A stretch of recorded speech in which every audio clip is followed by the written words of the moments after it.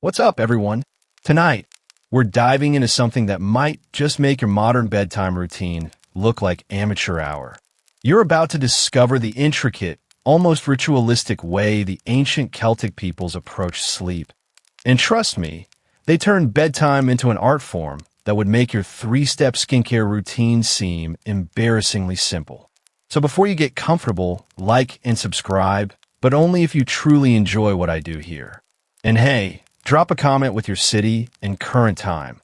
I'm curious where in the world you're settling in for this journey through Celtic twilight. You probably wouldn't survive this level of bedtime preparation, but that's exactly what made these ancient peoples so fascinating. Their approach to sleep wasn't just about closing their eyes and hoping for the best. It was a sacred transition, a carefully orchestrated dance between the physical and spiritual worlds that began hours before anyone actually lay down. Now turn off the lights, maybe switch on a fan for that gentle background sound, and let's begin our journey tonight. You find yourself in a Celtic settlement as the sun begins its descent toward the western hills. The air grows cooler, carrying with it the scent of wood smoke and the earthy fragrance of damp soil. Around you, the entire community begins to shift into evening mode. But this isn't the frantic rush of modern life. This is deliberate, methodical, almost ceremonial in its precision. The transition from day to night in Celtic society was governed by what scholars call the liminal hour, that magical time when the boundary between worlds grows thin. You watch as families begin their twilight ceremonies, each action loaded with meaning that stretches back countless generations. The Celtic day didn't simply end. It transformed, moving from the realm of human activity into the mysterious domain of spirits and dreams. Your Celtic neighbors start by extinguishing certain fires and lighting others. The cooking fires that sustain the community during daylight hours are carefully banked, their coals preserved but their flames dimmed. But new fires spring to life, smaller, more intimate flames that serve a different purpose entirely. These are the guardian fires, the protective flames that will watch over sleeping families throughout the night. You notice how the women of the household begin gathering specific items as darkness approaches. They're not randomly tidying up. They're performing what historians still debate whether to call domestic magic or simply practical spirituality. Each object they collect, the day's tools, the children's toys, even the remnants of meals, is handled with intention. Nothing is simply tossed aside. Everything is returned to its proper place, creating order that will invite peaceful sleep. The children around you aren't being hurried off to bed like modern kids might be. Instead, they're participating in a gradual winding down that acknowledges their need to transition slowly from the high energy of daylight to the quiet receptivity of night. You watch as they help gather herbs from the family garden, selecting plants that will be burned or brewed to encourage rest. Even the youngest children seem to understand that this isn't just chore time, it's preparation for something sacred. The air fills with the sound of gentle chanting as the druids begin their evening invocations. These aren't the dramatic, booming voices you might expect from ancient priests. Instead, you hear something much more intimate, soft, rhythmic words that seem to flow like water, washing over the settlement and creating an auditory blanket of calm. The Celtic language itself seems designed for this purpose, with its flowing consonants and vowel-rich words that feel like verbal honey. You discover that Celtic twilight preparation involved what modern sleep scientists would recognize as excellent sleep hygiene, though the ancient Celts understood it in spiritual rather than medical terms. They knew that the mind needed time to release the day's concerns before it could embrace rest. The evening ceremonies served this function, providing a structured way to mentally and emotionally transition from wakefulness to sleep. As you participate in these rituals, you begin to understand why Celtic peoples were known for their vivid dreams and prophetic visions. The careful preparation of both environment and mindset created optimal conditions for what they called the soul's night journey. They believed that during sleep, the spirit traveled to other realms, gathering wisdom and receiving messages from the other world. The twilight ceremonies were designed to prepare both body and soul for this nightly adventure. One of the most fascinating aspects of Celtic evening preparation was the practice of dream seeding, deliberately focusing the mind on specific questions or concerns before sleep, believing that the night would bring answers. You watch as adults in the community spend time in quiet contemplation, not meditation exactly, but a purposeful settling of thoughts that would guide their dream experiences. The physical preparation is equally meticulous. You see families checking their sleeping areas not just for comfort, but for spiritual protection. Certain stones are placed in specific positions, herbs are scattered or hung, and sometimes small offerings are left for protective spirits. The Celtic worldview saw sleep as a time of vulnerability, when the soul was partially separated from the body and therefore needed extra guardianship. As the final light fades from the western sky, you realize that what you've witnessed isn't just a bedtime routine. It's a sophisticated system for honoring the natural rhythms of existence, for preparing both individual and community for the sacred act of surrender that sleep represents. The Celtic approach to twilight transforms what modern people often see as simply the end of the day into something far more profound, a daily death and rebirth, a nightly journey into mystery and renewal. The evening ceremonies acknowledge that sleep isn't passive but active, not empty but full of potential. As you prepare to explore deeper into Celtic sleep traditions, you carry with you this understanding that for these ancient peoples, every sunset was a doorway, every bedtime a pilgrimage, and every morning a return from a land of dreams and visions that held as much reality as the waking world. You step into the moonlit Celtic garden, where the real magic of bedtime preparation begins. The scent of lavender mingles with something earthier, more mysterious, plants that your modern nose might not recognize, but your ancient DNA definitely remembers. This isn't your grandmother's herb garden, though she probably would have appreciated the sophisticated botanical knowledge these Celtic druids possessed. You're about to discover that long before Big Pharma figured out sleep aids, the Celts had already mastered the art of plant-based slumber with a precision that would make modern chemists weep with envy. The moonlight illuminates rows of carefully tended plants, each one selected not just for its medicinal properties, but for its spiritual significance. You watch as Celtic herbalists move through the garden with practiced ease, their fingers trailing over leaves and stems as they select tonight's sleep-inducing arsenal. They're not randomly picking pretty flowers. This is serious botanical business, backed by generations of trial, error, and probably a few unfortunate incidents that nobody talks about anymore. Your Celtic guide stops beside a patch of valerian, its white flowers glowing ethereally in the moonlight. This plant, you learn, was considered so powerful that it was often called all-heal by Celtic communities.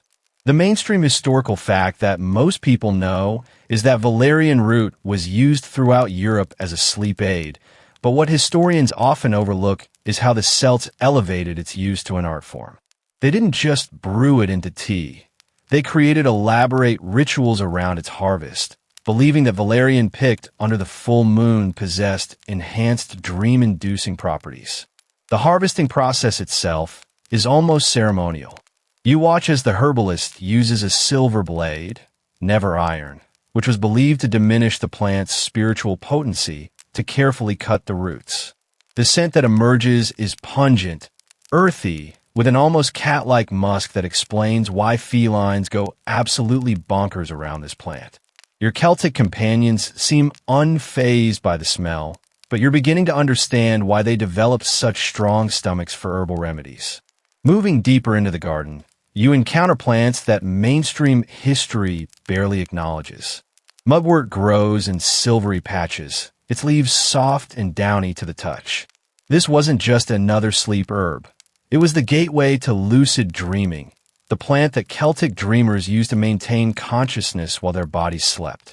Historians still debate whether the Celtic practice of dream walking was purely spiritual or if it had discovered something about conscious dreaming that modern science is only beginning to understand. The preparation of these sleep herbs is where Celtic botanical knowledge truly shines.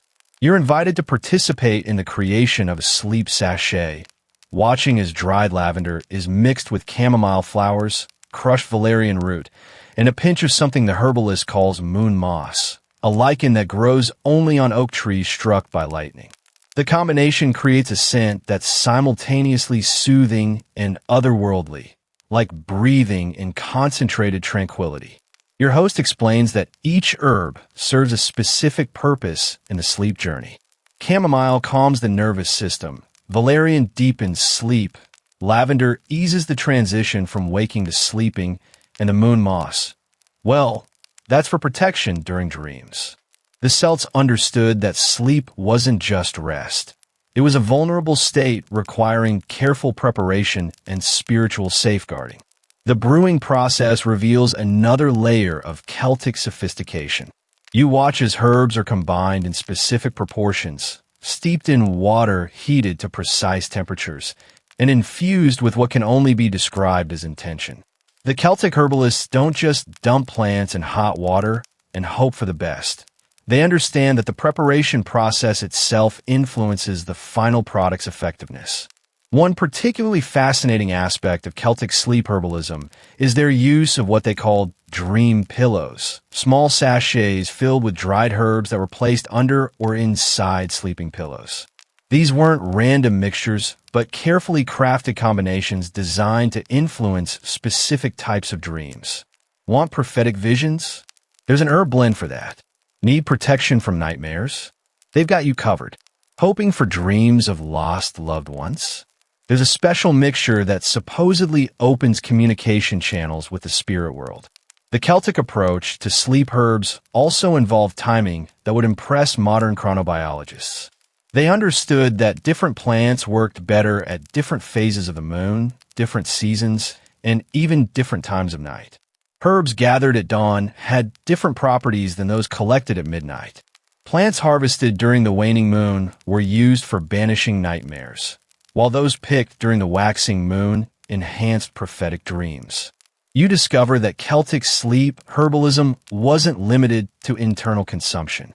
They created herbal smoke blends that were burned in sleeping chambers, herbal oils that were rubbed on temples and pulse points, and even herbal baths taken before sleep. The holistic approach ensured that every sense was engaged in the preparation for rest, creating a complete sensory environment designed to promote deep, restorative sleep. The knowledge passed down through these botanical traditions reveals a sophisticated understanding of what modern science calls phytochemistry, the study of chemicals produced by plants. The Celts knew which compounds promoted relaxation, which enhanced dream recall, and which provided protection against what they called night terrors. They had essentially created a comprehensive pharmacological system using only plants and an intimate understanding of natural cycles. As you help prepare the evening's herbal remedies, you begin to understand that Celtic sleep herbalism was never just about falling asleep. It was about creating optimal conditions for the soul's nightly journey, ensuring that dreams would be vivid, meaningful, and spiritually nourishing. The careful selection and preparation of sleep herbs was, in essence, preparation for a sacred experience that happened every single night. The garden visit concludes with the creation of a personal sleep blend, mixed according to your individual needs and spiritual inclinations.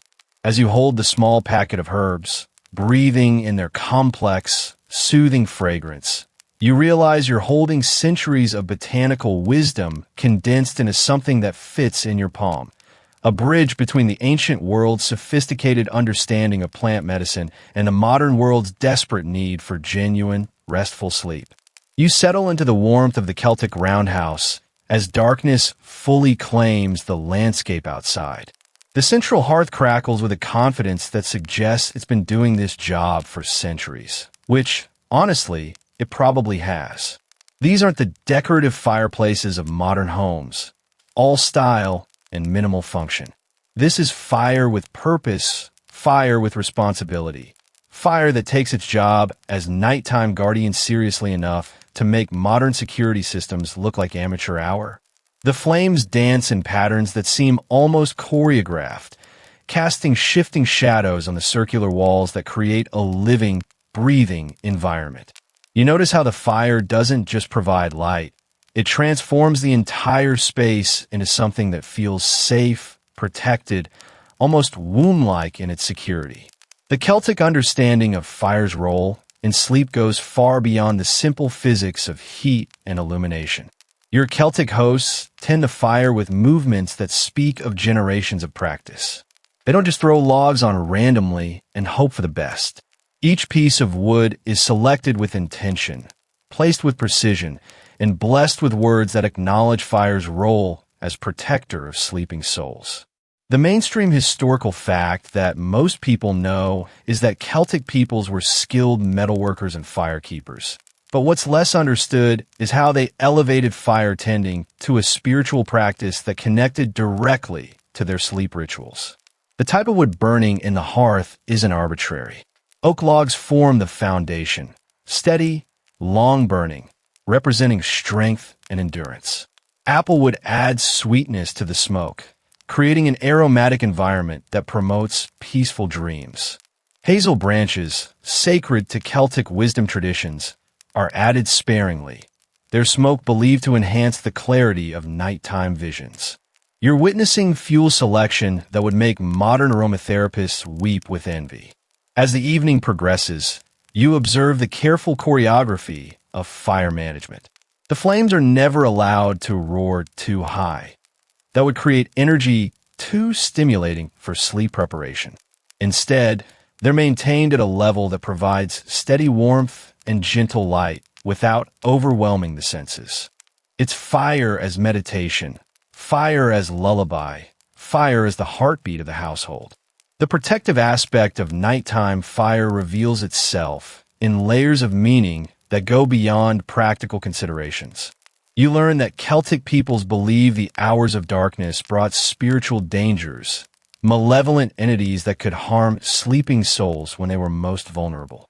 The hearth fire served as more than warmth. It was a barrier between the physical and spiritual worlds, a beacon that kept harmful spirits at bay. Historians still debate whether Celtic fire protection rituals were purely superstitious or reflected a deeper understanding of psychological comfort and security. What's undeniable is that the presence of a carefully tended fire created an environment where anxiety decreased and relaxation increased, exactly what modern sleep science recommends for healthy rest. The flames provide a natural focus point for the evening's meditation. You find yourself drawn into their hypnotic movement, watching as orange tongues lick upward into the darkness above.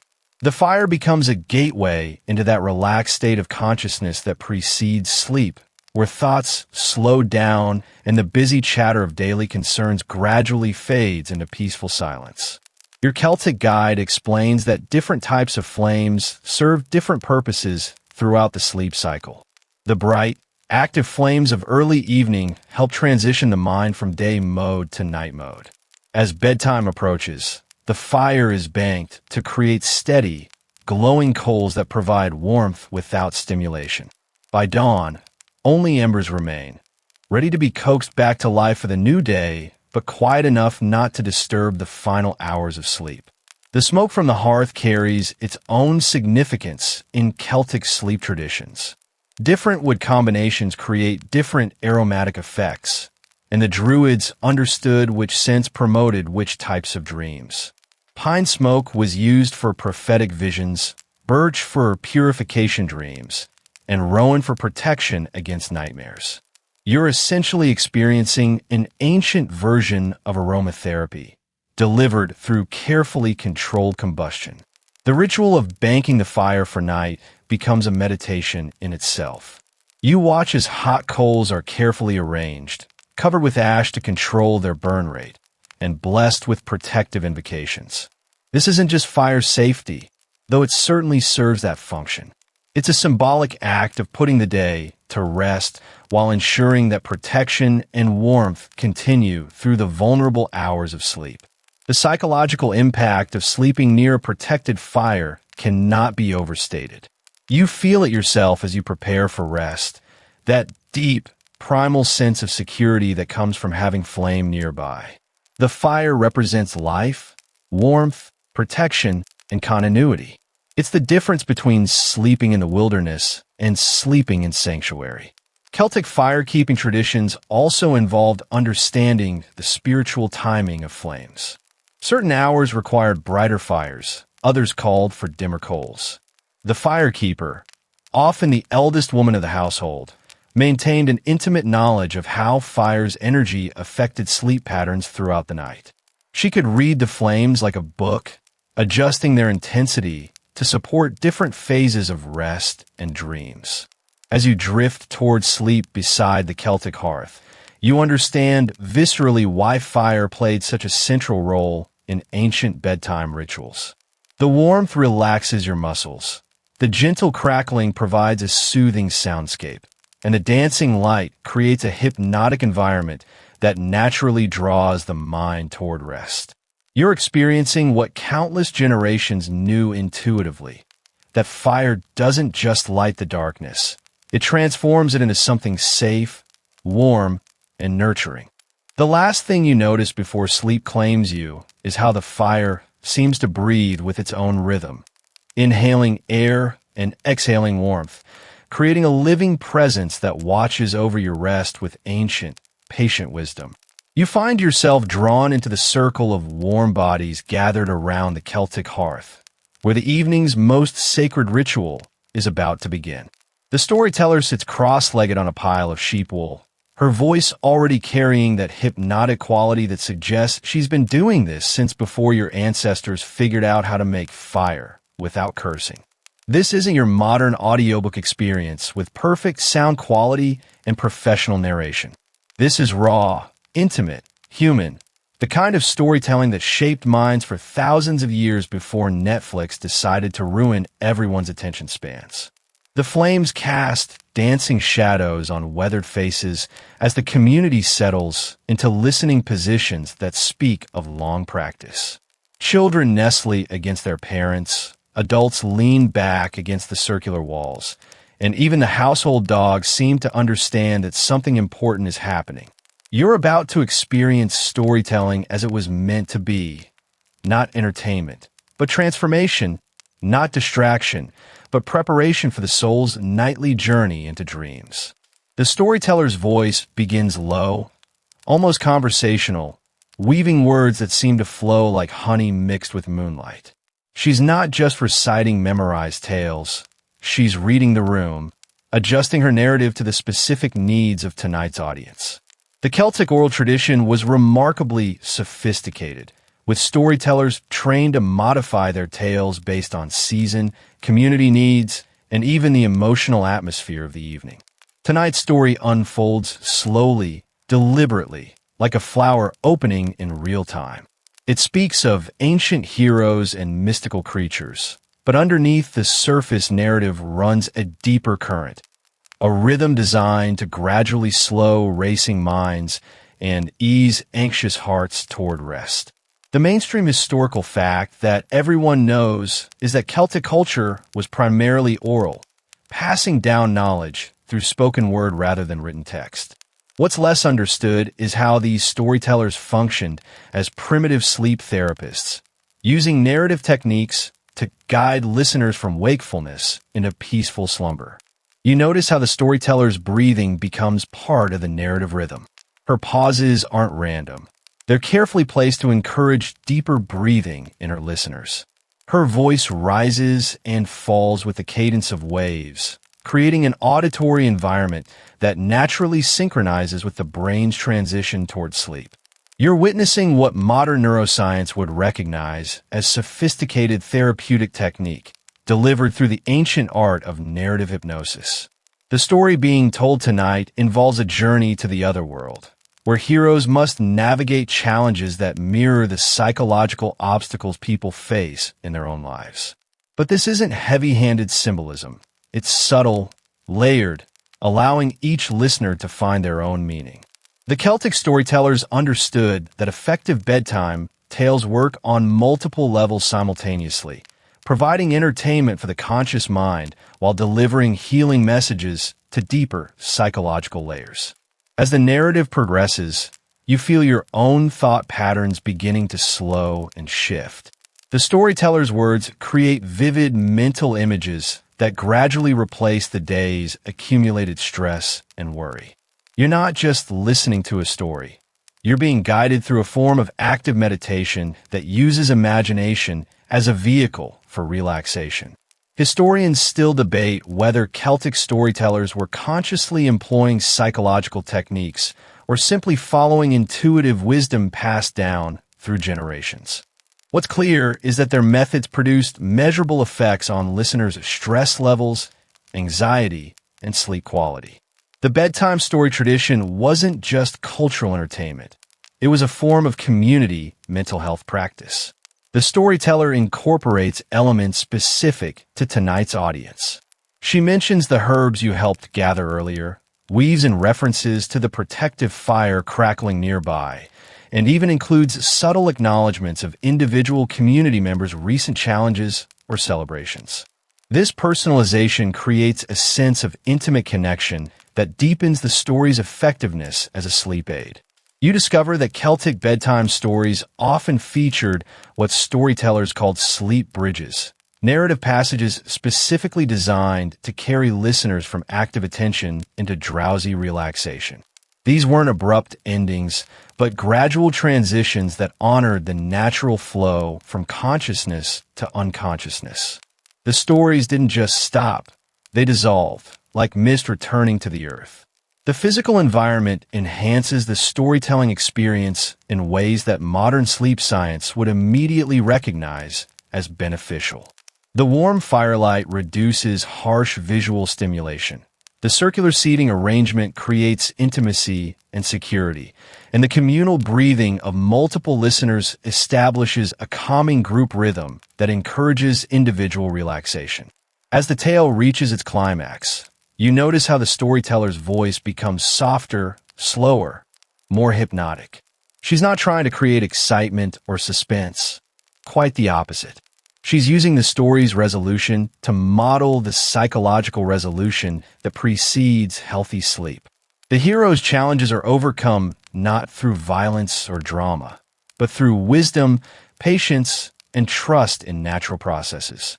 The story concludes with images of peaceful rest. The hero finding sanctuary in a sacred grove, settling in a sleep protected by ancient guardians, dreams flowing like gentle streams through landscapes of healing and renewal.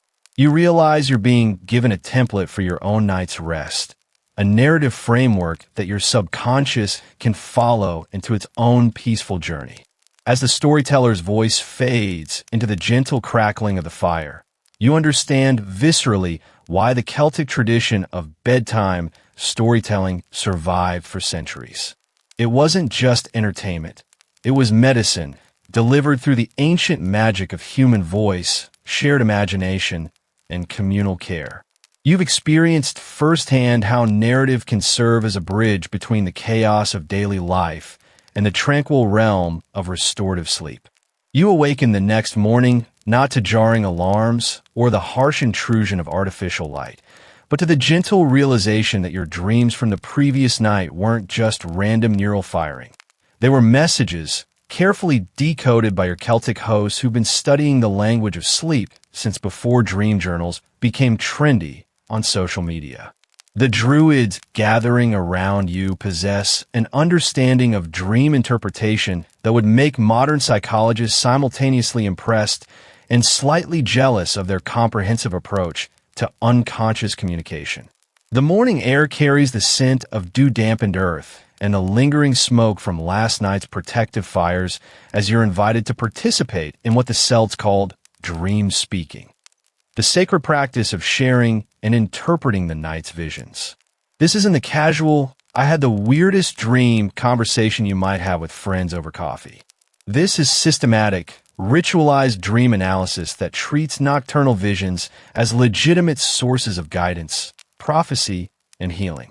Your Celtic dream interpreter sits across from you, her eyes holding that peculiar combination of wisdom and mischief that suggests she's seen enough symbolic ravens and talking trees to stock a supernatural Netflix series.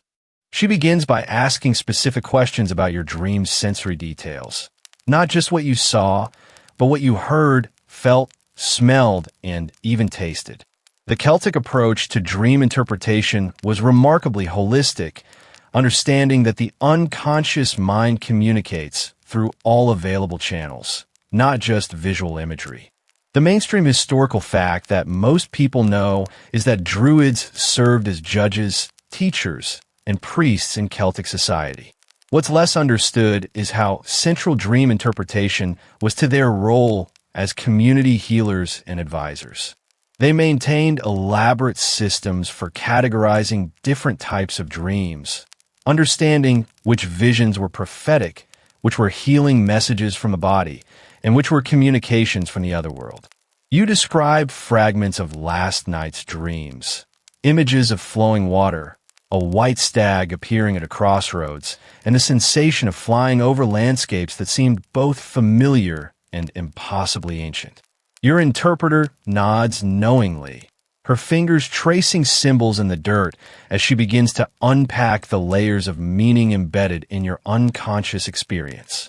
Water in dreams, she explains, represents the flow of time and emotion, often indicating upcoming changes or the need to release old patterns. The white stag, that's significant, traditionally appears to dreamers who are approaching important spiritual transitions. The flying sensation suggests your soul is preparing for expanded awareness, possibly indicating readiness for deeper mystical experiences. Historians still debate whether Celtic dream interpretation was purely symbolic or if these ancient peoples had discovered something about the predictive nature of unconscious processing that modern science is only beginning to understand. What's undeniable is that their systematic approach to dream analysis provided psychological benefits that rivaled modern therapeutic techniques. The Celtic understanding of dreams operated on multiple levels simultaneously. Personal dreams were understood to reflect individual psychological states and health conditions. Prophetic dreams provided glimpses of possible futures that could be influenced through present actions. Healing dreams offered direct guidance from the body's wisdom about physical and emotional restoration needs. Your interpreter explains that certain dream symbols carried universal meanings within Celtic culture, while others were highly personal and required individual interpretation. Ravens might represent wisdom or death, depending on the dreamer's life circumstances. Oak trees could symbolize strength or suggest the need for grounding. Water might indicate cleansing, change, or emotional turbulence. The process of dream interpretation becomes a collaborative exploration rather than authoritative pronouncement. Your Celtic guide asks probing questions, helps you explore emotional associations with dream symbols, and connects nighttime visions to current life challenges. You're experiencing what modern therapists would recognize as sophisticated psychological counseling, delivered through the ancient framework of mystical interpretation. One particularly fascinating aspect of Celtic dream work involves what they called dream weaving, the practice of connecting multiple dreamers' visions to create community guidance. When several people in a settlement reported similar dream imagery, the druids would weave these visions together to understand broader spiritual or practical messages affecting the entire group. The therapeutic value of dream interpretation extends beyond simple symbol analysis. The process itself validates the dreamer's inner experience, creates meaning from seemingly random mental events, and provides frameworks for understanding subconscious concerns. You feel heard, understood, and connected to something larger than your individual experience.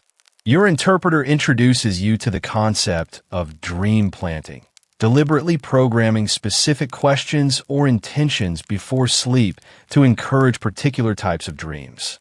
Want guidance about a difficult decision? Focus on that question as you drift off. Need healing from physical ailments?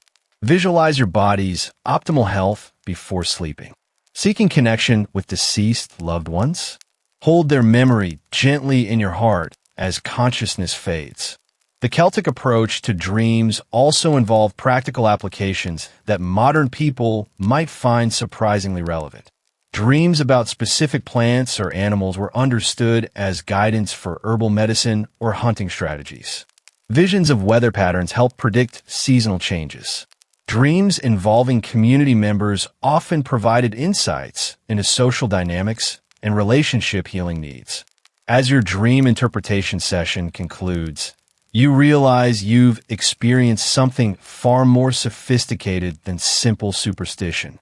The Celtic approach to dreams created a bridge between conscious and unconscious awareness, individual and community wisdom, present challenges, and future possibilities.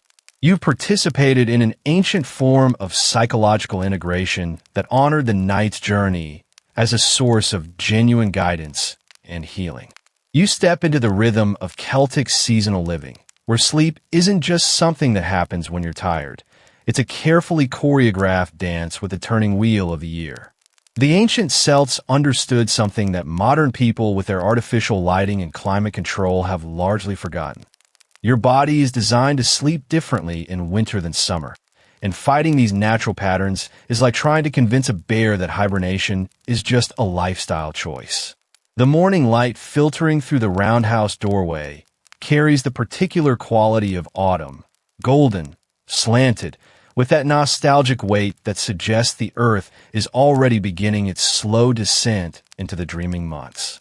You're about to discover how Celtic communities synchronized their sleep cycles with seasonal rhythms in ways that would make modern chronobiologists weep with appreciation for their intuitive understanding of circadian science.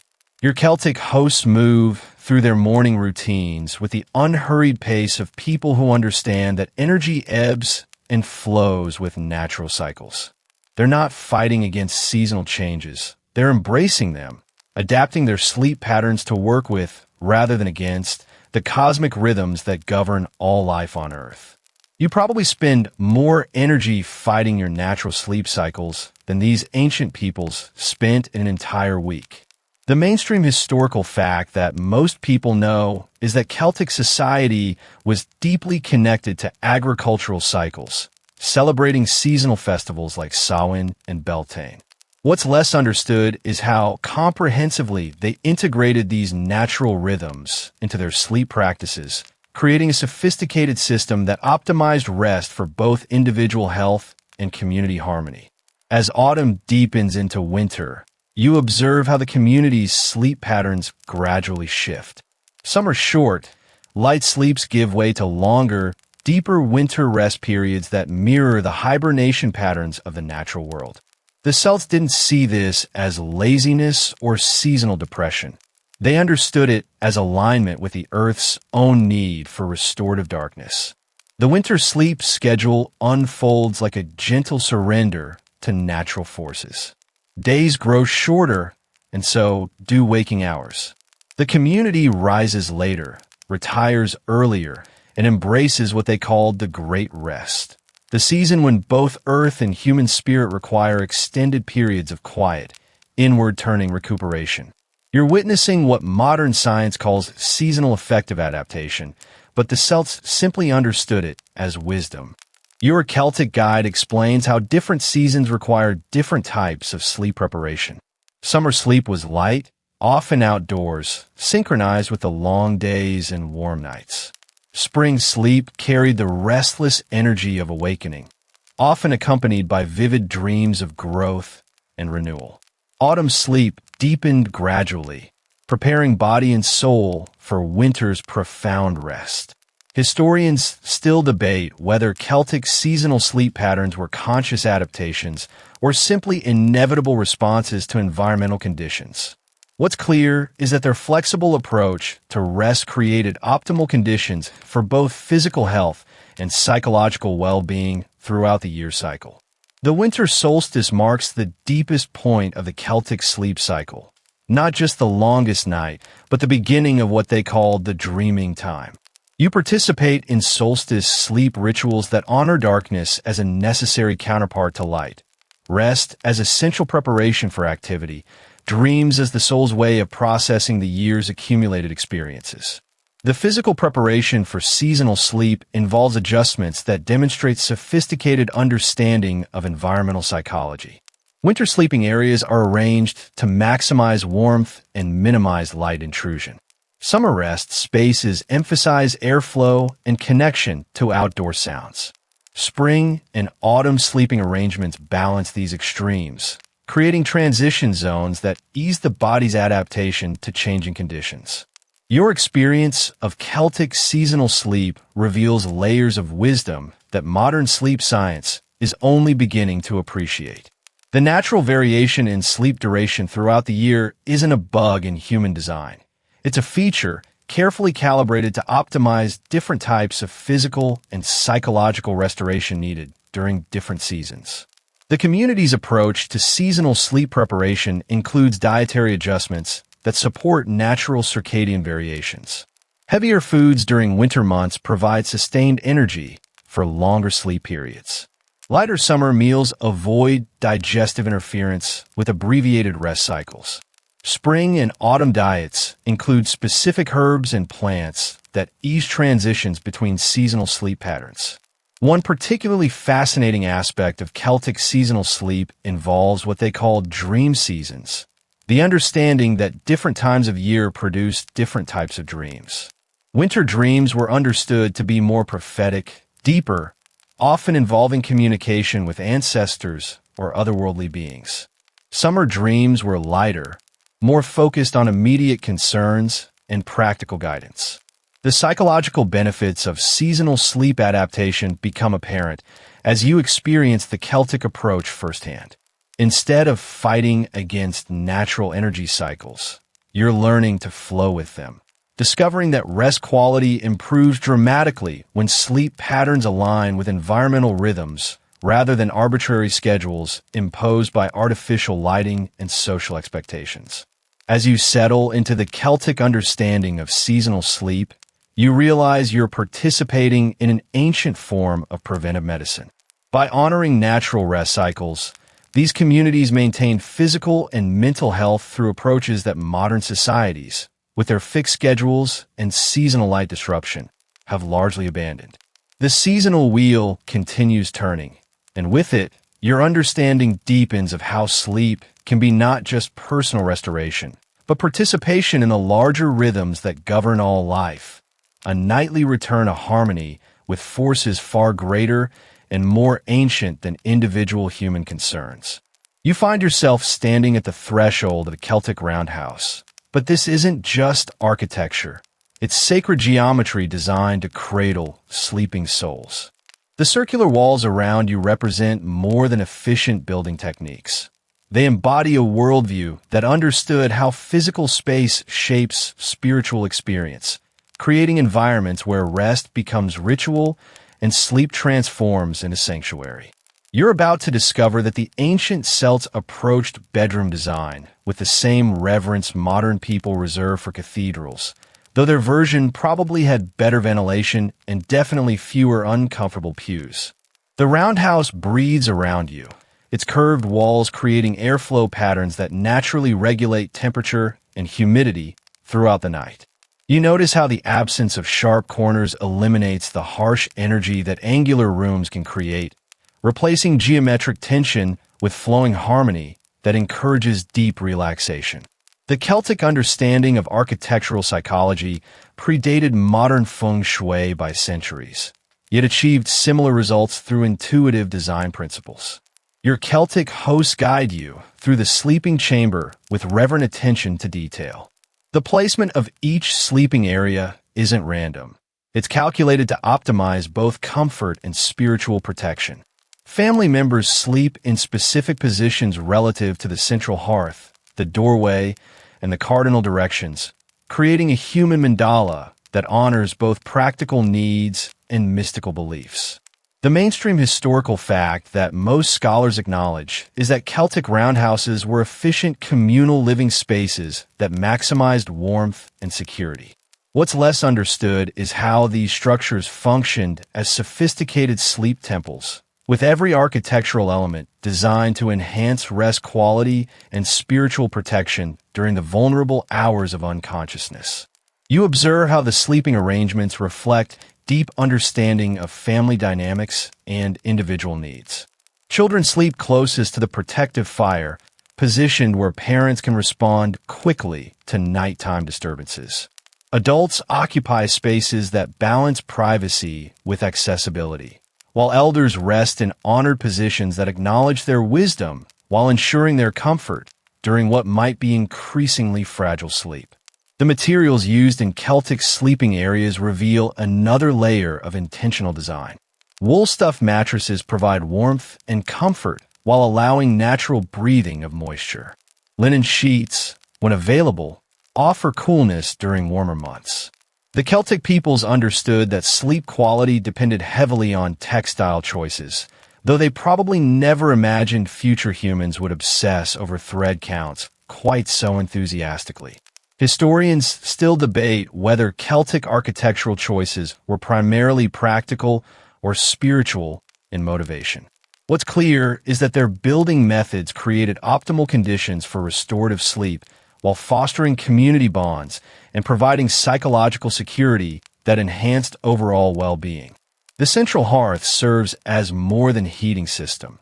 It's the heart of the sleeping space, providing not just warmth but psychological comfort that allows deep relaxation.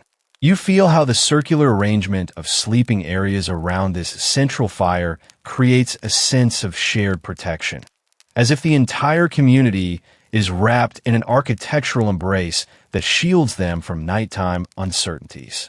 Your sleeping space comes equipped with storage alcoves built directly into the walls, eliminating clutter that might disturb rest while keeping personal items within easy reach. The Celtic approach to bedroom organization demonstrates understanding that peaceful sleep requires peaceful environments. No midnight searches for essential items. No visual chaos to stimulate anxious thoughts. The doorway design reveals sophisticated understanding of sleep psychology. Celtic roundhouse entrances face away from prevailing winds, reducing nighttime drafts that might disturb rest. The door itself is positioned to prevent direct sight lines from outside, creating privacy that allows complete psychological relaxation during sleep's vulnerable hours. You discover that Celtic sleeping spaces often include what modern designers would recognize as meditation areas, small alcoves or niches where individuals could practice pre-sleep contemplation or post-sleep dream processing. These weren't luxury additions, but essential components of holistic rest architecture. The ceiling structure above your sleeping area demonstrates remarkable engineering that serves both practical and spiritual functions. The conical roof naturally draws smoke and stale air upward while creating acoustic properties that dampen external sounds and enhance the gentle crackling of the central fire, nature's original white noise machine. As you prepare for sleep in this carefully designed environment, you experience firsthand how architectural choices can profoundly influence rest quality. The curved walls seem to embrace rather than confine. The natural materials breathe with comforting aliveness, and the communal yet private arrangement provides security without claustrophobia. The Celtic understanding of sacred sleeping spaces reveals wisdom that modern bedroom design is only beginning to rediscover. They created environments that honored sleep as more than mere rest, as spiritual practice, community bonding, and daily renewal. Your sleeping chamber becomes a temple where the act of surrender to unconsciousness is supported by every architectural element, from the curve of the walls to the position of your resting place within the larger cosmic order. Tonight, as you settle into your Celtic sleeping space, you understand viscerally how physical environment shapes sleep experience. You're not just lying down in a room. You're participating in a carefully orchestrated architectural meditation designed to carry you safely through the night's journey and return you refreshed to the waking world. You awaken to the gentle stirring of a Celtic community preparing for Samhain, and the energy around you hums with anticipation that's part excitement, part reverence, and part, oh great, another night when the veil between worlds gets thin and things get weird. The air carries the scent of burning leaves and the promise of mysteries that unfold only when darkness claims the longest night of the year. You're about to discover how Celtic festivals didn't just mark time. They fundamentally altered the community's relationship with sleep, dreams, and the otherworldly realms that hover just beyond waking consciousness. The festival preparation around you reveals a sophisticated understanding of how collective energy influences individual rest patterns. You watch as families adjust their daily rhythms in anticipation of Samhain's sacred requirements, gradually shifting sleep schedules to accommodate nights of ritual, celebration, and spiritual communion that extend far beyond normal bedtime hours. Your Celtic hosts move through pre-festival preparations with practiced efficiency, but underneath their calm exterior runs an undercurrent of heightened awareness. Tonight isn't just any night. It's the moment when the boundary between the world of the living and the realm of the dead becomes permeable, requiring sleep practices adapted to accommodate visits from ancestral spirits who've been waiting all year for this cosmic opening. The mainstream historical fact that most people know is that Samhain marked the Celtic New Year and was associated with honoring the dead. What's less understood is how major festivals fundamentally restructured community sleep patterns, creating collective experiences that synchronized individual dream cycles with powerful spiritual energies. You observe how the festival preparation involves specific adjustments to sleeping arrangements that honor both practical needs and mystical requirements. Extra bedding is prepared for visitors, not just living guests, but spiritual presences that might require acknowledgement through symbolic hospitality. The community essentially redesigns their sleep spaces to accommodate otherworldly interactions. The food preparation for Samhain includes specific attention to items that influence sleep and dreaming. You help prepare soul cakes, special breads baked with herbs that enhance dream recall and spiritual receptivity.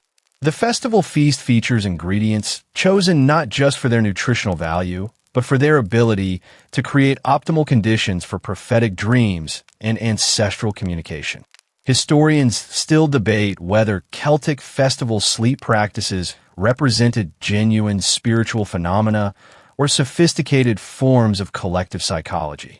What's undeniable is that these shared experiences created profound sense of community connection while providing frameworks for processing grief, change, and spiritual transformation.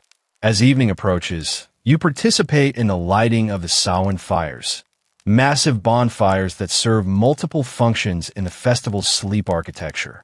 The flames provide practical warmth for those who might spend part of the night outdoors.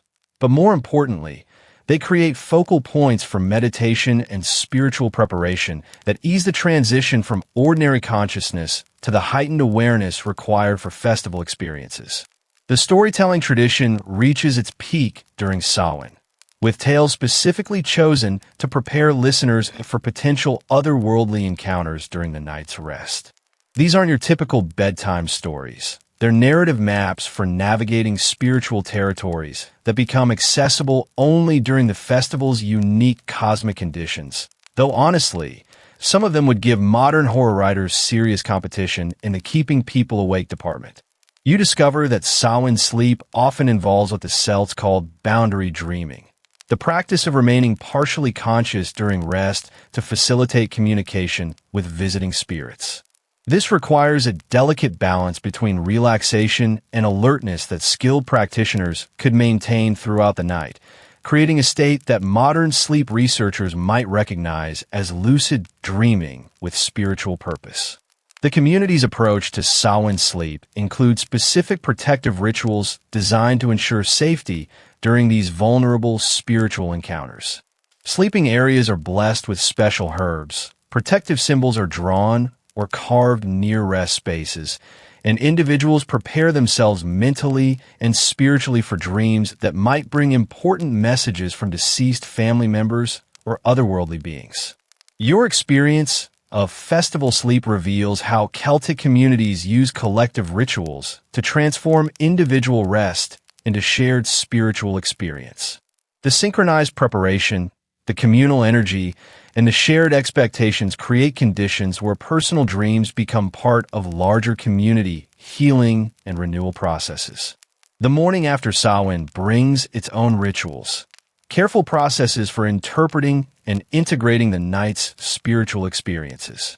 You participate in dream-sharing sessions where community members compare their nocturnal visions, weaving individual experiences into collective understanding of the messages received from the otherworld.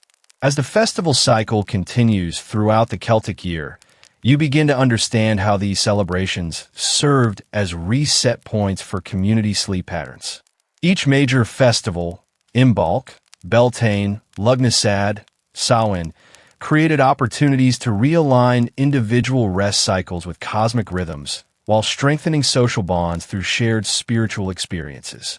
The Celtic calendar's integration of sleep practices with festival cycles reveals sophisticated understanding of how collective rituals can enhance individual well-being. By synchronizing personal rest with community celebrations, these ancient peoples created systems that supported both spiritual development and psychological health through the natural rhythm of seasonal renewal. You reach for the small leather pouch hanging at your waist, your fingers tracing the intricate knots and symbols carved into its surface. This isn't just a Celtic accessory. It's your personal armor against the things that go bump in the night, a carefully curated collection of protective magic that would make modern security systems look like they were designed by particularly optimistic children. The scent of dried herbs and worn leather rises as you open the pouch, releasing fragrances that speak of ancient wisdom and the kind of spiritual protection that doesn't require monthly subscription fees. The moonlight streaming through the roundhouse reveals your Celtic mentor preparing her own collection of bedtime protections. Her movements are deliberate, reverent, each gesture part of a ritual that transforms ordinary objects into shields against nighttime vulnerabilities.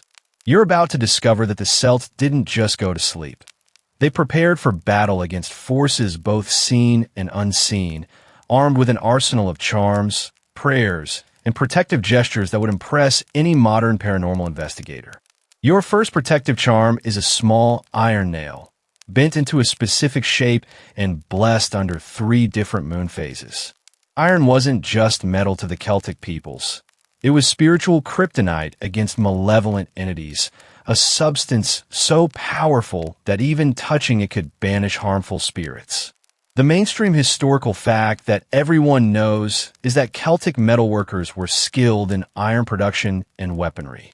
What's less understood is how iron objects served dual purposes as both practical tools and spiritual weapons against otherworldly threats. You watch as your mentor arranges protective stones around her sleeping area. Not random pebbles, but carefully selected minerals chosen for their specific spiritual properties. Hematite for grounding and protection, quartz for clarity and purification, amber for warmth and healing energy. Each stone is placed with intention, creating geometric patterns that channel protective forces while you sleep. The ritual of bedtime protection extends beyond physical objects to include spoken charms and prayers that create invisible barriers around sleeping areas. You learn ancient Celtic invocations that call upon protective deities, ancestral spirits, and the elemental forces of earth, air, fire, and water to guard your rest. These aren't just words. They're vibrational tools that create energetic boundaries around vulnerable sleepers. Historians still debate whether Celtic protective rituals represented genuine, supernatural defenses or sophisticated psychological techniques for reducing nighttime anxiety.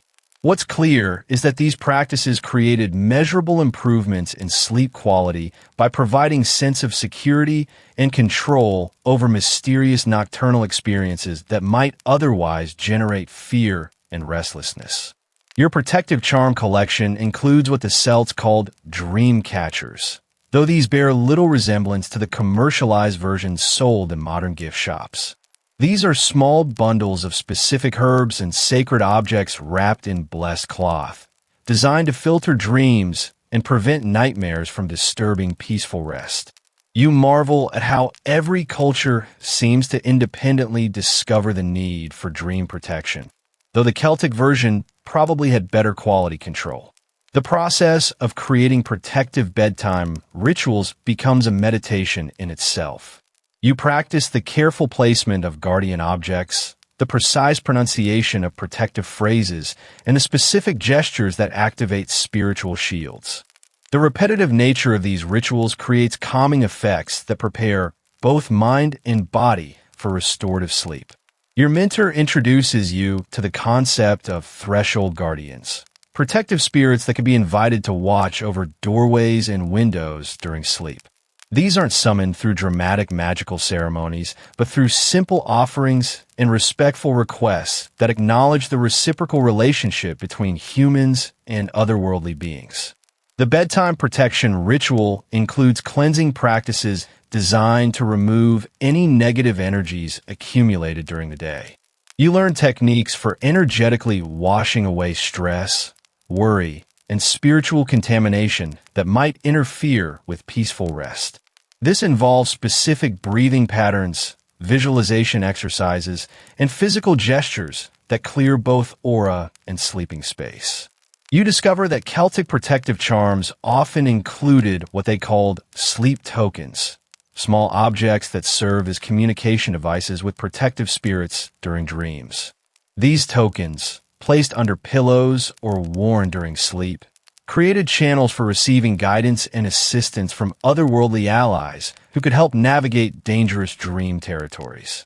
The community aspect of bedtime protection reveals how individual security was enhanced through collective practices.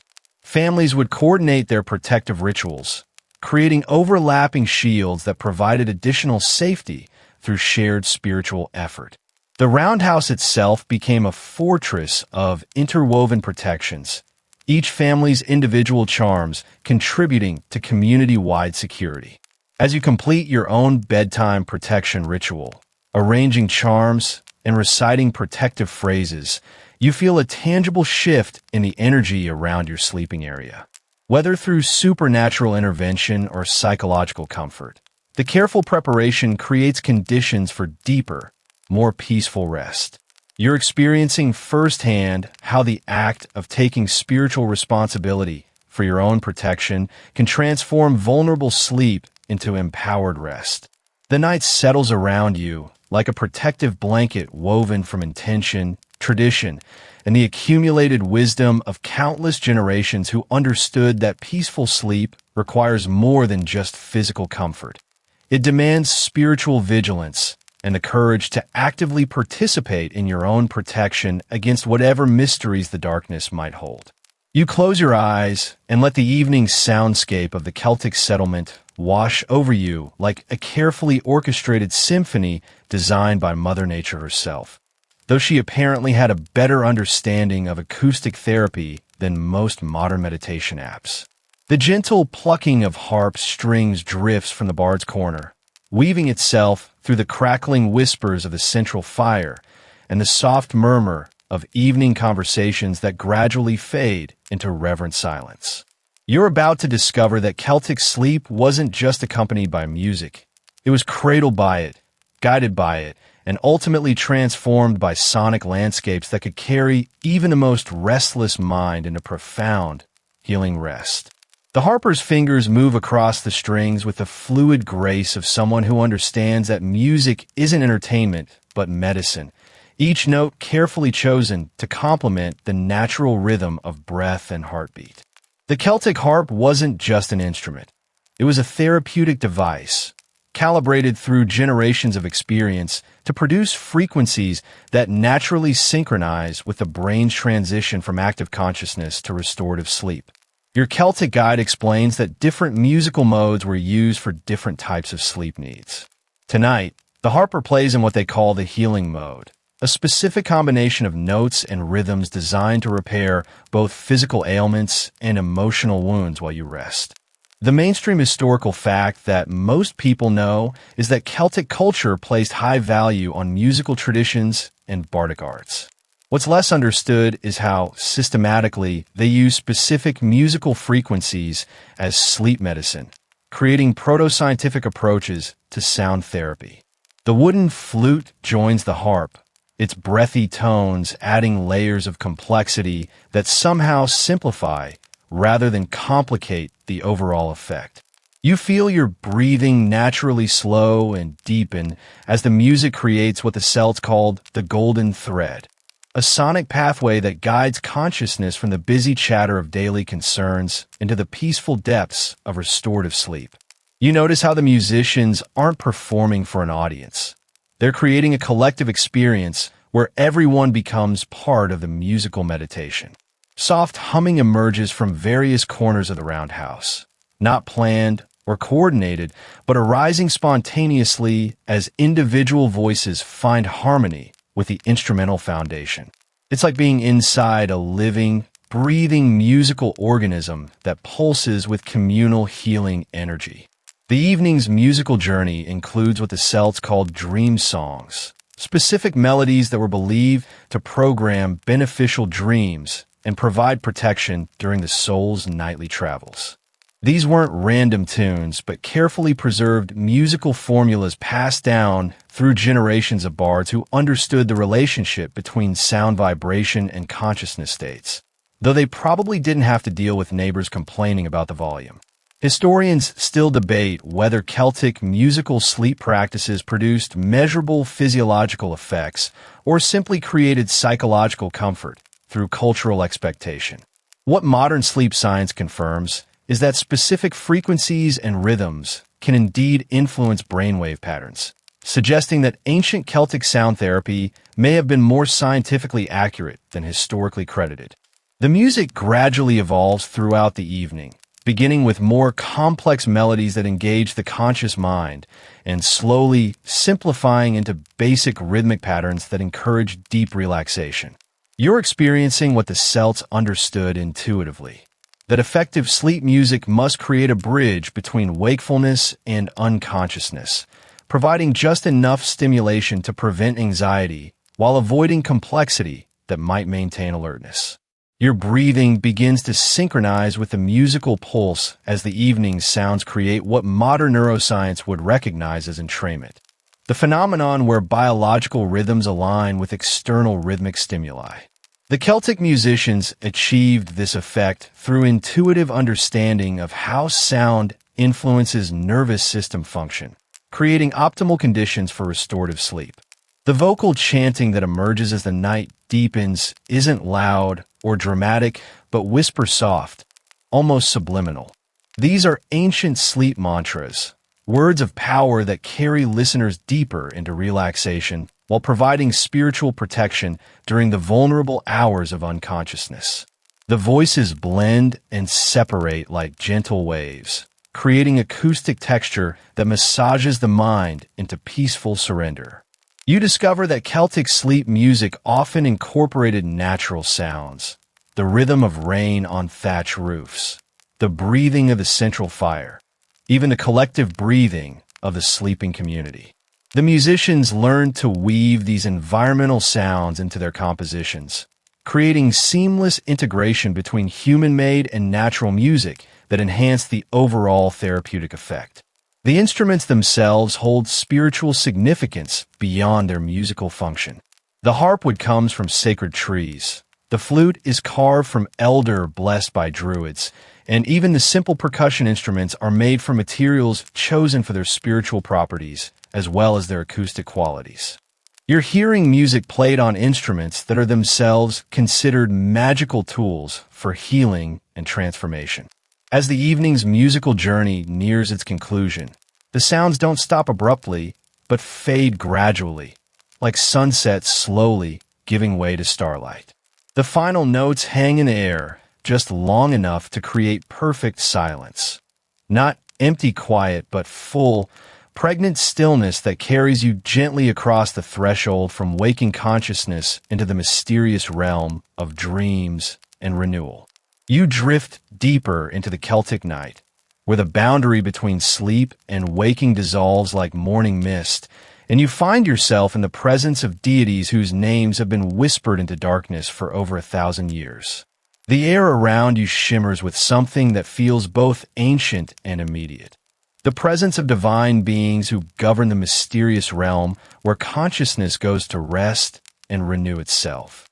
These aren't the well-documented gods you might find in mythology textbooks, but the quieter, more intimate deities who specialize in the sacred art of sleep, dreams, and the nightly death and rebirth that every human experiences but few truly understand.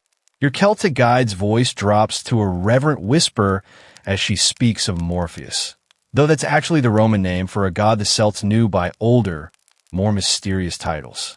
The Celtic peoples understood that sleep required divine protection, that the act of surrendering consciousness was too vulnerable and too sacred to navigate without spiritual allies who could guide souls safely through the labyrinth of dreams and back to waking life.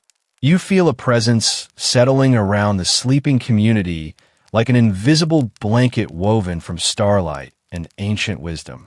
This is Brigantia, goddess of healing and protection, whose influence extends beyond the daylight hours into the restorative darkness, where bodies repair themselves and spirits process the day's accumulated experiences. She's not the dramatic, thunderbolt-throwing type of deity. She's more like the universe's most competent night nurse, making her rounds to ensure everyone gets the rest they actually need.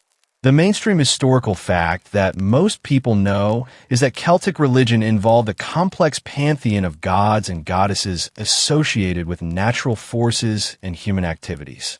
What's less understood is how specifically and intimately these deities were involved in sleep practices, with entire categories of divine beings dedicated to protecting, healing, and guiding people through the vulnerable hours of unconsciousness. You discover that the Celtic deity of dreams goes by many names, depending on the region and the specific type of dream experience. Luff influences prophetic dreams that provide guidance for important decisions. Morrigan governs the darker dreams that help process grief, fear, and transformation. Danu oversees the gentle dreams that connect sleepers with ancestral wisdom and Earth's healing energy. Though honestly, keeping track of all these divine sleep specialists probably required more organizational skills than most mortals possessed. Your sleeping area has been blessed by offerings left for these nocturnal deities. Small bowls of honey for sweetening dreams, sprigs of lavender for peaceful rest, and tiny carved figures that serve as invitation and protection combined. These aren't desperate bargaining attempts, but respectful acknowledgments of the divine forces that influence sleep quality and dream content. The Celtic understanding of sleep deities reveals sophisticated theology that recognized different types of rest requiring different types of divine assistance. Light sleep needed gentle guidance from nurturing goddesses who could ease transition between consciousness states.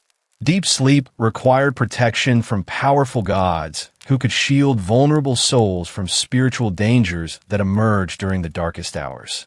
Historians still debate whether Celtic sleep deities represented genuine spiritual entities or psychological archetypes that helped ancient peoples organize their understanding of complex sleep phenomena. What's clear is that invoking these divine presences created measurable improvements in sleep anxiety and dream recall, suggesting that belief in protective deities produced tangible benefits regardless of their objective reality. You participate in evening prayers that call upon specific deities for tonight's particular sleep needs. If you're struggling with nightmares, you invoke the protection of guardian spirits who specialize in banishing dark dreams. If you're seeking guidance through dreams, you respectfully request assistance from oracular deities who can provide clarity through symbolic visions. The ritual of acknowledging sleep deities becomes a form of active meditation that prepares both mind and spirit for rest. By consciously connecting with divine forces that govern sleep and dreams, you're participating in what modern psychology might recognize as therapeutic visualization combined with spiritual surrender, a powerful combination for achieving deep, restorative rest. Your guide explains that Celtic sleep deities weren't distant, abstract forces, but intimate allies who could be contacted through simple rituals and sincere respect. They didn't require elaborate ceremonies or expensive offerings, just acknowledgement of their presence and appreciation for their protection during the nightly journey through unconsciousness. As you settle into sleep under the watchful presence of these ancient deities, you feel a profound sense of being held, protected, and guided. Whether through supernatural intervention or psychological comfort, the awareness of divine companionship transforms solitary sleep into supported rest, vulnerable unconsciousness into protected spiritual journey. The night deepens around you like sacred darkness, blessed by beings who understand that sleep isn't empty time, but sacred space where healing, wisdom, and renewal occur under divine protection that has been available to anyone wise enough to ask for it since humans first closed their eyes and trusted in forces greater than their individual will. You find yourself in the presence of a Celtic healer whose understanding of sleep medicine would make modern pharmaceutical companies nervously check their patent portfolios. The morning light filters through smoke-stained thatch as she prepares remedies for the community's various sleep ailments, her weathered hands moving with the confidence of someone who's been curing insomnia since before sleeping pills were even a glimmer in Big Pharma's eye. The scent of brewing herbs fills the air, chamomile, valerian, and something earthier that your modern nose can't quite identify, but your ancient DNA recognizes as the good stuff. Your healer's workspace resembles a sophisticated sleep clinic disguised as a medieval apothecary. Clay vessels line wooden shelves, each containing specific plant medicines for different types of sleep disorders. She doesn't just treat symptoms. She addresses root causes, understanding that sleep problems often reflect deeper imbalances in body, mind, and spirit that require comprehensive healing approaches. You watch as she examines a community member suffering from what modern medicine would diagnose as chronic insomnia. Her diagnostic process involves questions that go far beyond, how many hours do you sleep? She inquires about dream patterns, seasonal energy changes, emotional stress, and even spiritual concerns that might be disrupting rest. The Celtic approach to sleep medicine was remarkably holistic, treating the whole person rather than just the isolated symptom. The mainstream historical fact that most people know is that Celtic druids served as healers and possessed extensive knowledge of herbal medicine. What's less understood is how specifically they developed sophisticated treatments for sleep disorders, creating therapeutic approaches that modern sleep medicine is only beginning to rediscover and validate through scientific research. Your healer prepares what she calls a sleep restoration draft, a complex herbal formula that combines multiple plants in precise proportions. Valerian root provides the foundation for deep relaxation, while passion flower calms racing thoughts. Lemon balm eases anxiety, and a pinch of poppy petals, carefully measured to avoid unwanted side effects, promotes profound rest without morning grogginess. The brewing process itself becomes a form of therapeutic ritual. You observe how the healer doesn't just dump ingredients together and hope for the best. She understands timing, temperature, and the importance of intention in creating effective medicine. Each step is performed with mindful attention that transforms pharmaceutical preparation into healing ceremony. Historians still debate whether Celtic sleep medicine was purely empirical herbal knowledge or included psychological and spiritual components that modern science hasn't yet learned to measure.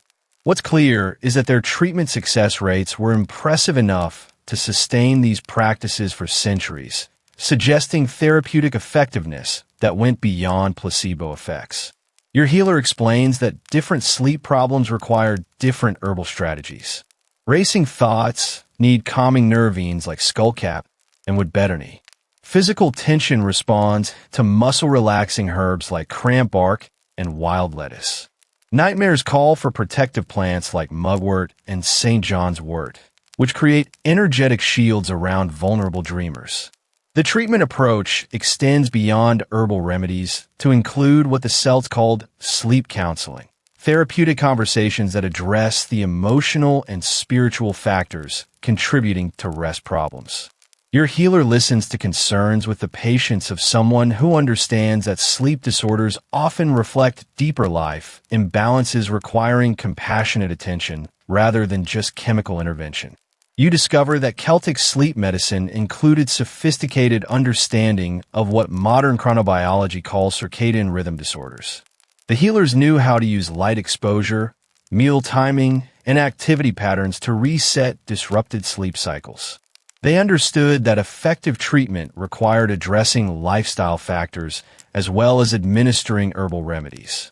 The healing process involves creating personalized sleep protocols that honor individual constitutional differences.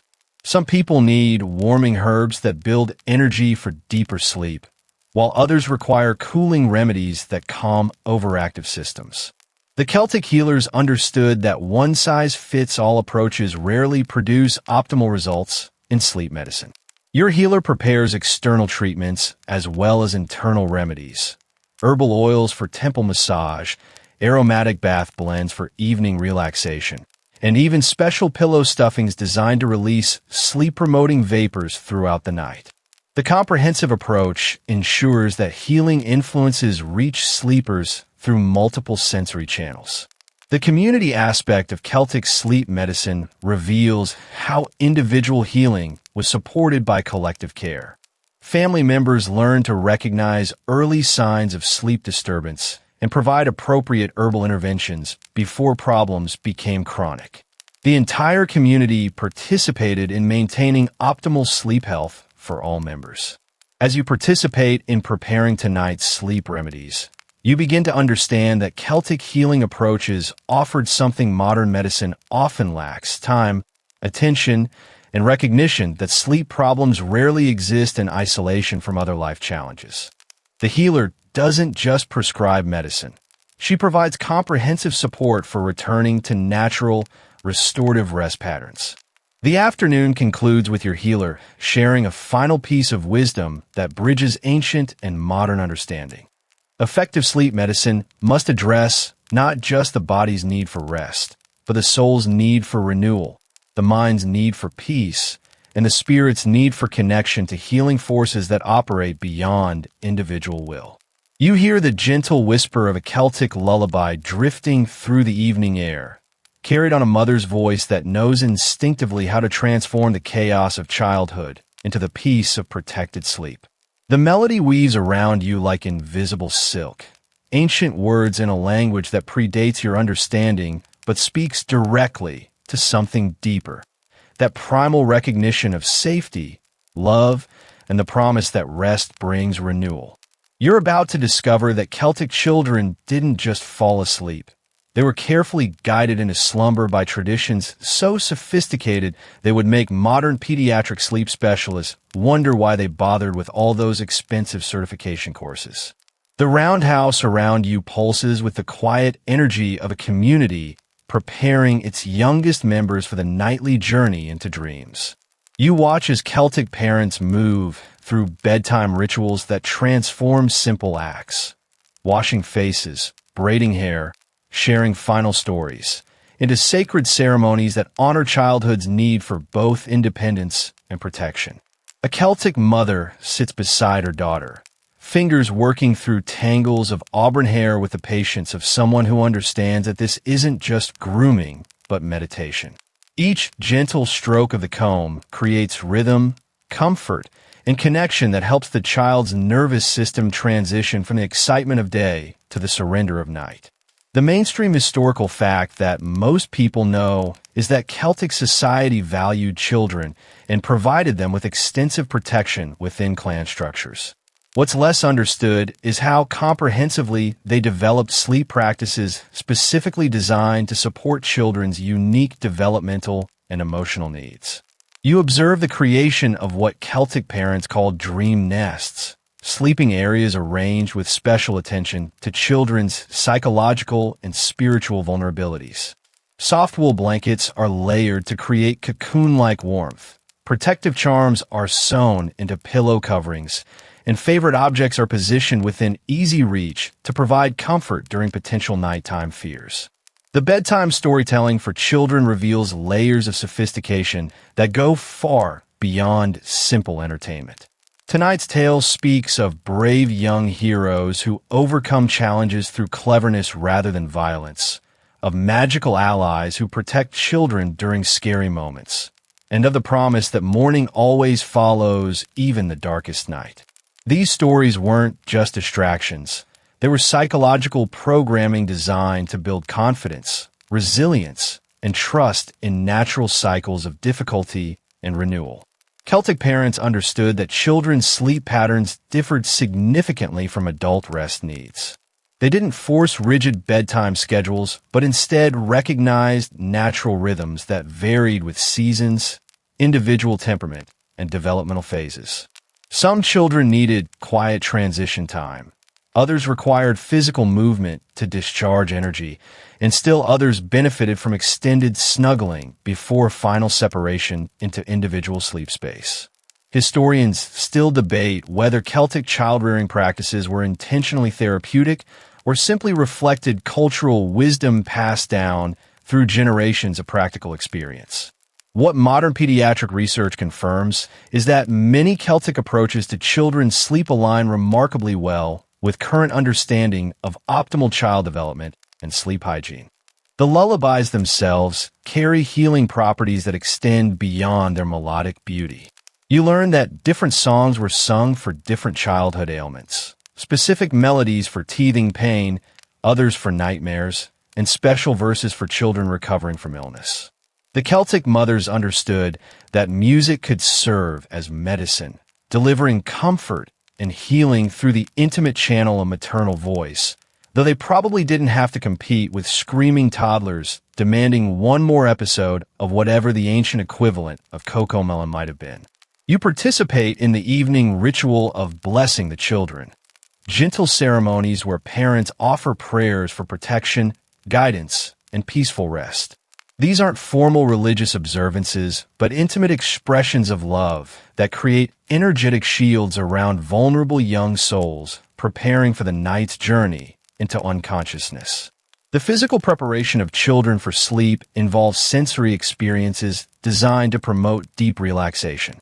Warm baths scented with lavender and chamomile, gentle massage with herbal oils, and the soft textures of wool and linen against skin create multi-sensory environments that naturally encourage rest.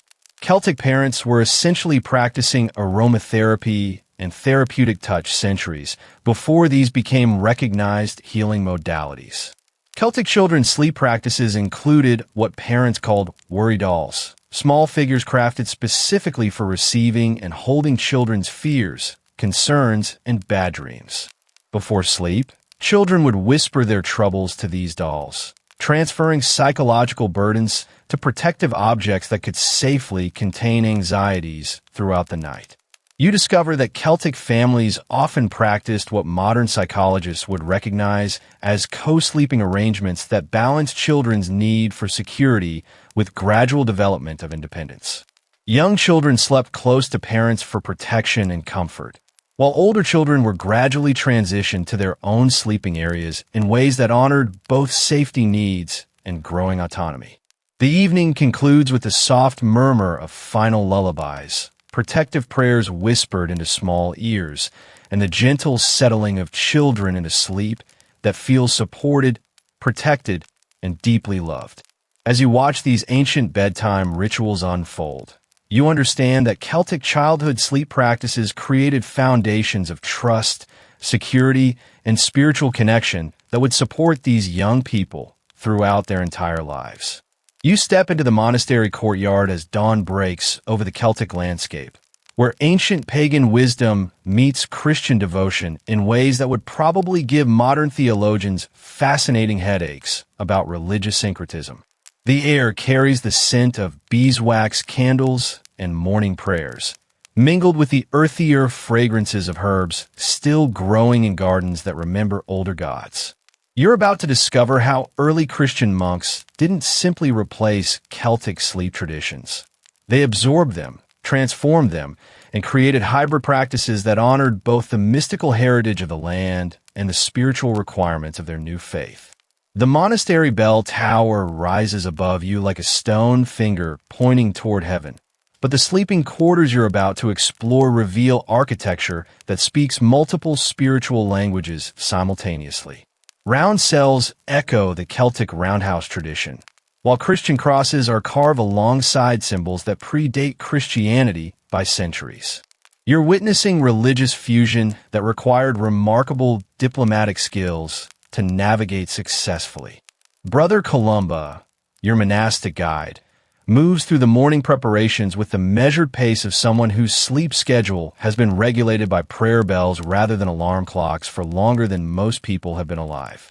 His face carries the serenity of someone who's found peace in surrendering personal sleep preferences to communal spiritual rhythms, though he admits that getting up for matins at 2 a.m. never exactly becomes enjoyable. The mainstream historical fact that most scholars acknowledge is that early Christian monasticism in Celtic lands adapted to local customs while maintaining core Christian principles. What's less understood is how comprehensively monastic communities integrated traditional Celtic sleep practices into their devotional routines, creating hybrid traditions that served both spiritual development and practical health needs. You discover that monastic sleep schedules followed what they called the divine rhythm, a pattern of rest and waking that punctuated the night with prayer periods, but still honored the body's need for restorative sleep. The monks didn't simply stay awake all night praying. They created sophisticated systems that balanced spiritual discipline with physical well-being. The monastery's approach to sleep preparation reveals layers of borrowed wisdom from pre-Christian traditions. Evening prayers incorporate invocations that sound remarkably similar to ancient Celtic protective charms, while the burning of specific incense blends uses plants that druids once gathered under full moons. The monks have essentially created Christian aromatherapy using pagan botanical knowledge. Historians still debate whether monastic adoption of Celtic sleep practices represented genuine spiritual synthesis or pragmatic accommodation to local customs that couldn't be completely eliminated. What's clear is that these hybrid traditions produce communities with remarkable longevity, health, and spiritual depth that suggested the fusion worked better than pure replacement might have. You participate in the evening office of Compline, where Latin prayers blend with melodies that echo much older Celtic chanting traditions. The acoustic properties of the stone chapel create sonic environments that naturally promote relaxation and spiritual receptivity, demonstrating how monastic architecture incorporated understanding of sound's effect on consciousness states. The monastic sleeping cells reveal fascinating combinations of Christian asceticism and Celtic comfort wisdom. Simple straw mattresses provide humble sleeping surfaces, but they're stuffed with herbs chosen for their sleep-promoting properties according to traditional Celtic knowledge. The monks practice voluntary poverty while maintaining practical wisdom about what actually promotes restorative rest. Brother Columba explains that monastic dream interpretation follows Christian theological frameworks while employing analytical techniques that strongly resemble Druidic approaches to vision analysis. Dreams are understood as potential divine communications, but the interpretation methods use symbolic systems that predate Christianity while serving current spiritual needs. The monastery's herb garden demonstrates remarkable continuity with pre-Christian healing traditions. Plants once sacred to Celtic goddesses now serve Christian healing ministries, with valerian and lavender blessed for their sleep-promoting properties while maintaining their traditional roles in promoting peaceful rest and prophetic dreams. You discover that monastic communities often serve as bridges between disappearing pagan traditions and emerging Christian practices. The monks preserved Celtic knowledge about sleep, dreams, and healing while adapting these practices to serve Christian spiritual development. They essentially became cultural translators, ensuring valuable wisdom survived religious transitions. The evening prayer routine includes what the monks call the examination of sleep, a practice that combines Christian confession with Celtic dream preparation. Before rest, each monk reviews the day's spiritual experiences while setting intentions for beneficial dreams and peaceful rest. It's psychological preparation disguised as religious discipline. As you settle into the monastery's rhythm of prayer and rest, you understand how these early Christian communities created something genuinely new while honoring something genuinely ancient. They didn't destroy Celtic sleep wisdom. They baptized it, creating traditions that served both spiritual development and human flourishing in ways that honored multiple sources of sacred knowledge. The night settles around the monastery like a prayer shawl woven from starlight and centuries of accumulated wisdom, where Celtic earth knowledge and Christian heaven-seeking find common ground in the simple human need for rest that restores both body and soul. You stand at the threshold between worlds now, where the ancient Celtic understanding of sleep transforms into something deeper, more profound. The recognition that every night's rest is practice for the ultimate journey that awaits us all. The mist rises from the sacred grove around you, carrying the whispered wisdom of countless generations who understood that death isn't the opposite of life, but its most intimate companion, and that learning to sleep well is learning to die well. You're about to discover that the Celts didn't fear the final sleep. They prepared for it with the same reverence, ritual, and spiritual sophistication they brought to every nightly surrender to unconsciousness, though they probably had better customer service for this particular transition than most modern hospice programs. The Celtic approach to death reveals itself as the culmination of everything you've learned about their sleep traditions. Every protective charm, every herbal remedy, every prayer whispered into darkness has been preparation for this moment when sleep becomes eternal, when the soul's nightly journey transforms into its final, greatest adventure into the other world that waits beyond the veil of ordinary consciousness. Your Celtic guide's voice grows softer now, gentler, as she speaks of death not as ending, but as transformation, the ultimate sleep that requires the ultimate preparation. The dying person is surrounded by the same protective rituals, the same herbal blessings, the same musical accompaniment that have guided them through countless nights of ordinary rest. Death becomes familiar territory because sleep has been its nightly rehearsal. The mainstream historical fact that most people know is that Celtic culture included elaborate burial customs and beliefs about the afterlife. What's less understood is how comprehensively their death practices integrated the sleep traditions you've experienced throughout this journey, creating seamless continuity between nightly rest and eternal rest that transformed dying from terror into spiritual graduation. You watch as the community prepares for a member's final journey with the same careful attention they've shown to every bedtime ritual. Protective herbs are burned, guardian fires are lit, and beloved voices offer the same soothing guidance that has carried this person through thousands of nights of ordinary sleep. The dying process becomes supported, familiar, surrounded by the same energies of love and protection that have defined this community's approach to rest and renewal. The Celtic understanding of death as sleep reveals profound wisdom about consciousness, identity, and continuity that modern death-phobic cultures struggle to comprehend.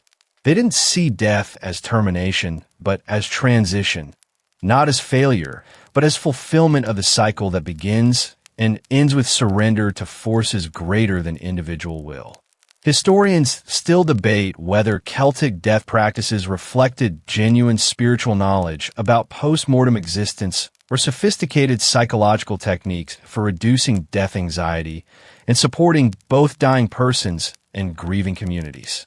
What's undeniable is that their approach to death created remarkable peace and acceptance around mortality that enhance quality of life for both the dying and the living. The rituals surrounding death mirror the bedtime practices you've experienced.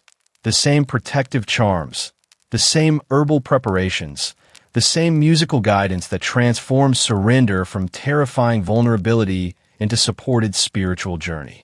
Death becomes the final bedtime story, told with voices of love and accompanied by all the wisdom traditions have gathered about navigating transitions between states of consciousness. You participate in the vigil that accompanies the dying process, where community members take turns offering the same type of care they provide during illness or nightmare. Protective presence, gentle touch, whispered prayers that create bridges between known and unknown territories. The dying person isn't alone any more than children are left alone during difficult nights of fever or fear. As consciousness fades and breath slows, you witness how Celtic death practices honor both the mystery of transition and the familiarity of rest.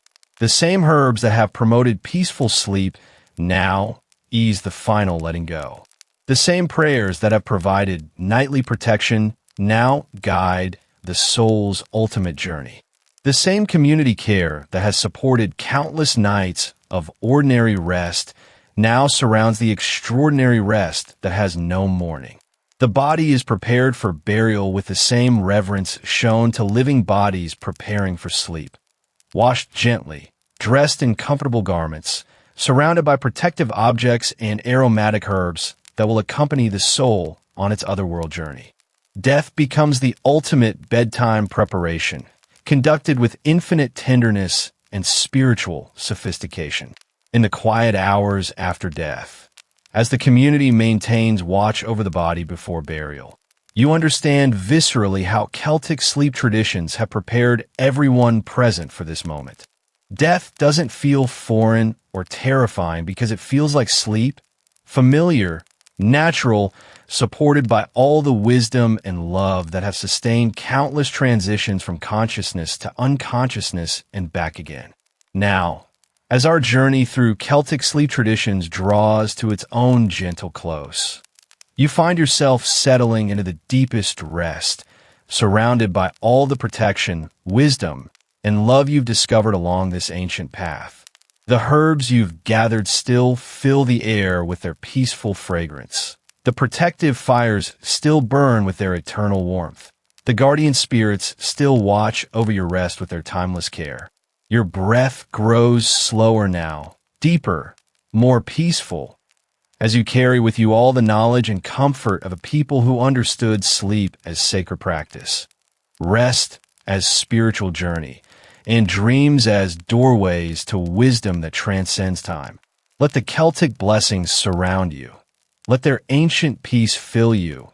Let their eternal rest carry you into the deepest, most restorative sleep, where healing happens, where dreams bring wisdom, and where you rest safely held by traditions older than memory, yet fresh as tomorrow's dawn.